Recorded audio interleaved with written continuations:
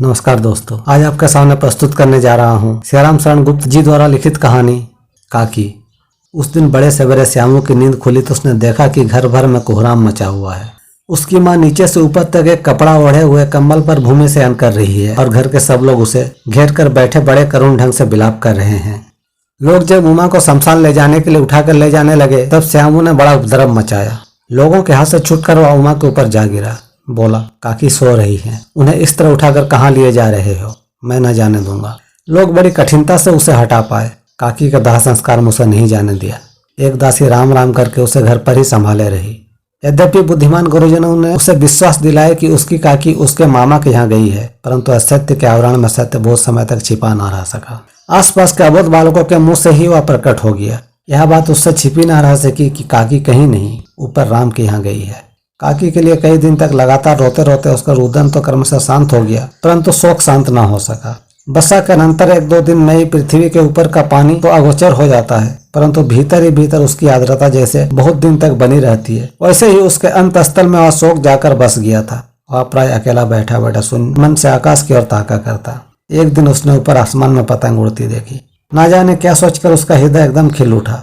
विश्वेश्वर के पास जाकर बोला, काका मुझे एक पतंग मंगा दो। पत्नी की मृत्यु के बाद विश्वेश्वर अन्यमनस्क रहा करते थे। अच्छा मंगा दूंगा कहकर वे उदास भाव से कहीं और चले गए। श्यामू पतंग के लिए बहुत उत्कंठित था। वह अपनी इच्छा किसी तरह रोक न सका। एक जगह खूंटी पर विश्वेश्वर का कोट टंगा हुआ था। इधर उधर देखकर उसने एक स्टूल सरका कर रखा और ऊपर चढ़कर कोट की जेबें टटोली। उनमें से एक चवन्नी का आविष्कार करके वह तुरंत वहां से भाग गया। सुखिया दासी का लड़का भोला श्यामू का समवयस्क साथी था। श्यामू ने उसे चवन्नी देकर कहा, अपनी जीजी से कहकर गुपचुप एक पतंग और डोर मंगा दो। देखो खूब अकेले में लाना, कोई जान ना पाए।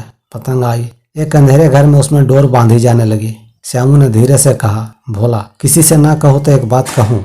भोला ने सिर हिलाकर कहा, नहीं किसी से नहीं कहूँगा। श्यामू ने सिर हिलाकर कहा, मैं यह पतंग ऊपर राम के यहाँ भेजूंगा। इसे पकड़कर काकी नीचे उतरेगी। मैं लिखना नहीं जानता, नहीं तो इस पर उनका नाम लिख देता। भोला श्यामू से अधिक समझदार था। उसने कहा, बात तो बहुत अच्छी है, परंतु एक कठिनता है। यह डोर पतली है, इसे पकड़कर काकी उतर नहीं सकती। इसके टूट जाने का डर है। पतंग में मोटी रस्सी हो तो सब ठीक हो जाएगा। श्यामू गंभीर हो गया। मतलब यह कि बात लाख रुपए की सुझाई गई है, परंतु कठिनता यह थी कि मोटी रस्सी कैसे मंगाई जाए। पास में दाम है नहीं और घर के जो आदमी उसकी काकी को बिना दया माया के जला आए हैं वह उसे इस काम के लिए कुछ नहीं देंगे। उस दिन श्यामू को चिंता के मारे बड़ी रात तक नींद नहीं आई। पहले दिन की तरकीब से दूसरे दिन उसने विशेश्वर के कोट से 1 रुपया निकाला, ले जाकर भोला को दिया और बोला, देख भोला किसी को ना मालूम होने पाए। अच्छी 2 रस्सियां मंगा दे, 1 रस्सी ओछी पड़ेगी। जौहर भैया से मैं एक कागज पर काकी लिखवा रखूंगा। नाम की चीट रहेगी तो पतंग उन्हीं के पास पहुंच जाएगी। 2 घंटे बाद प्रफुल्ल मन से श्यामू और भोला अंधेरी कोठरी में बैठे बैठे पतंग में रस्सी बांध रहे थे।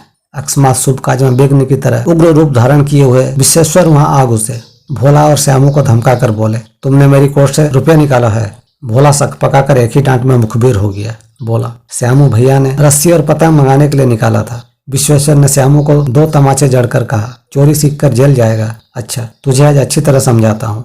यह कहकर फिर तमाचे जड़े और काम बनने के बाद पतंग फाड़ डाली। अब रस्सियों की ओर देखकर कहा, ये किसने मंगाई? भोला ने कहा, इन्होंने मंगाई थी। कहते थे इनसे पतंग तानकर काकी को राम के यहाँ से नीचे उतारेंगे। विश्वेश्वर हतबुद्धि होकर वहीं खड़े रह गए। उन्होंने फटी हुई पतंग उठाकर देखी। उस पर चिपके हुए कागज पर लिखा हुआ था, काकी। दोस्तों, अगर आपको यह कहानी अच्छी लगी हो तो लाइक शेयर और कमेंट कीजिएगा और साथ ही इसी तरह की ढेर सारी वीडियो देखने के लिए चैनल को सब्सक्राइब जरूर कीजिएगा। धन्यवाद।